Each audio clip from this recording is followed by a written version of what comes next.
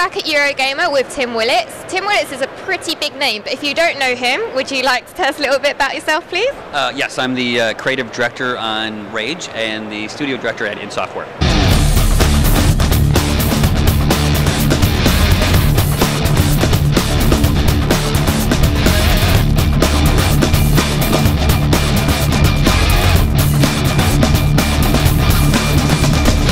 You've been with id Software since '95, is it? Yes, yes. How did you manage to get in with them?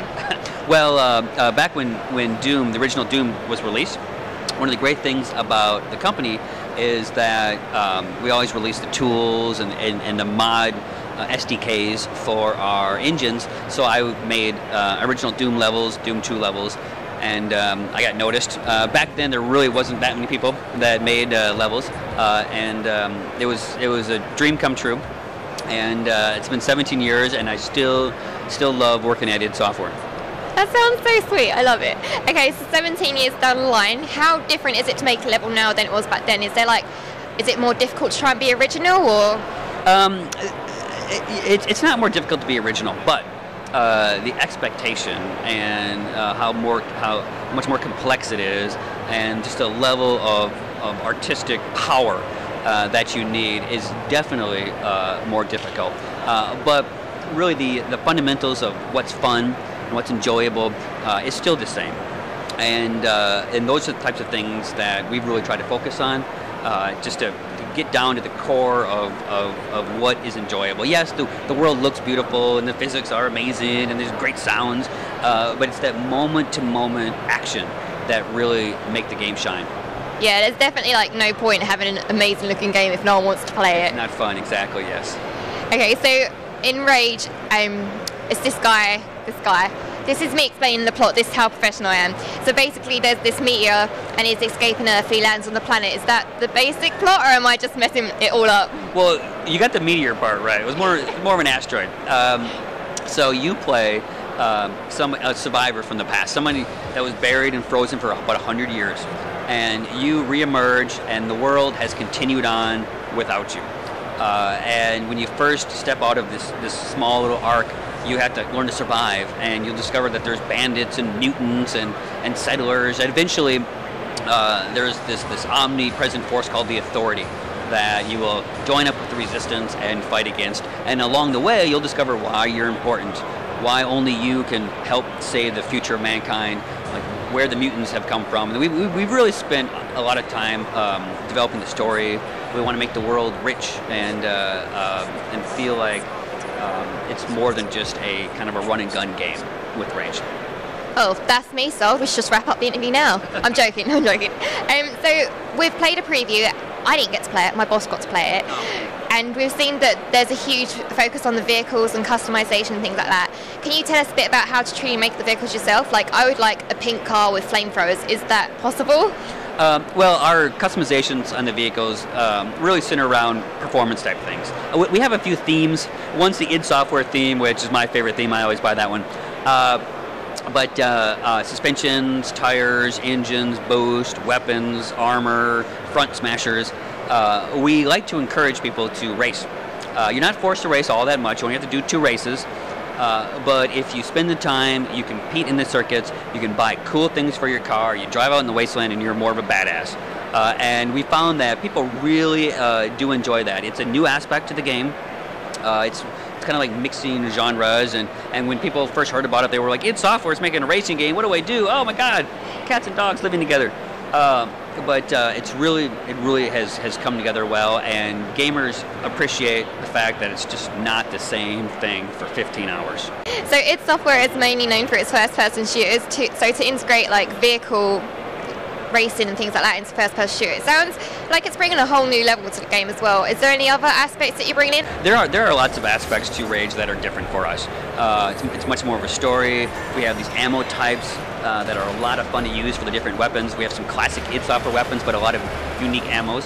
We also have this engineering aspect where you can craft things that you like. You make turrets or remote control bomb cars or sentry bombs or even wing sticks. So as you play through the game, you have a lot of choice in how you want to play it. You have choice in the side missions, you have choice with the driving missions.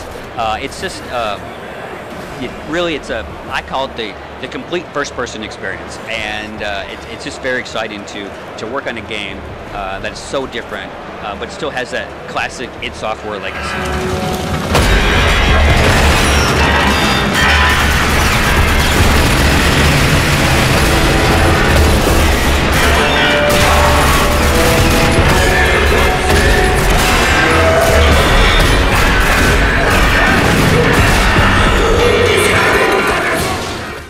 So you touched on briefly about customization. Is it true that you basically get all your loot and you can make loads of different customized weapons, cars? Well, we don't actually customize the weapons. The things that you find are components for things that you can make, but you have to find the engineering plans and schematics. So as you progress through the game, you may uncover plans to make pop rockets.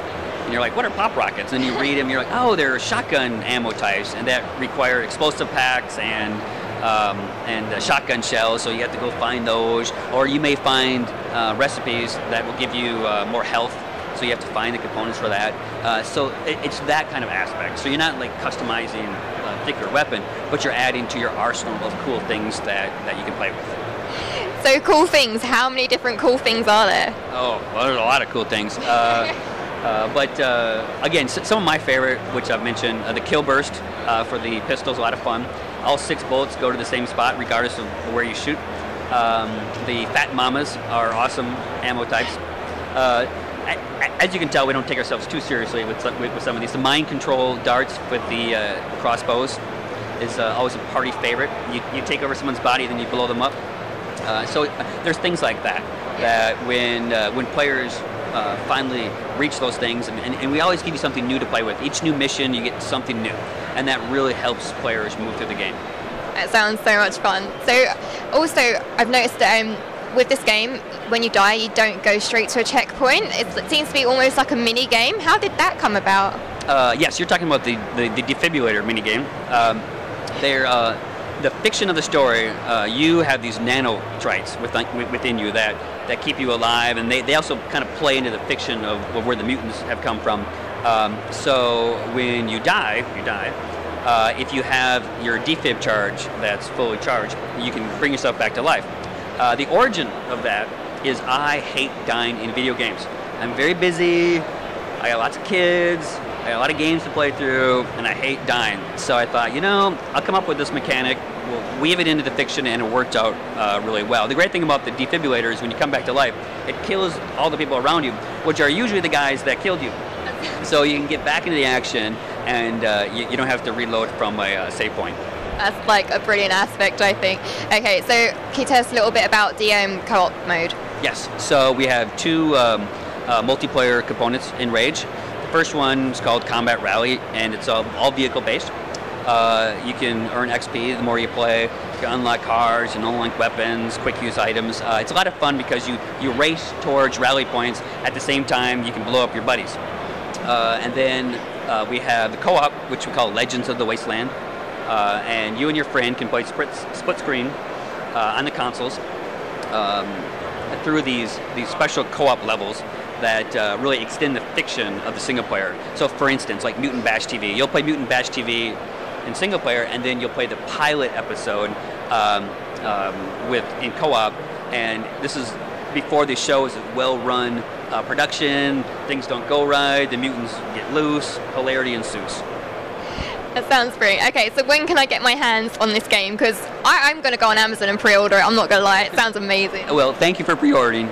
October 7th, it'll be available here in Europe on all the platforms, the PC, 360, and PS3. Okay, this is my last question. Can you guess what it's going to be? Can I guess what it's going to be? What? My last question. What are we working on next? What's Doom going to be like? There you go, yeah. Anything about Doom? It's going to be awesome. That's all I can say.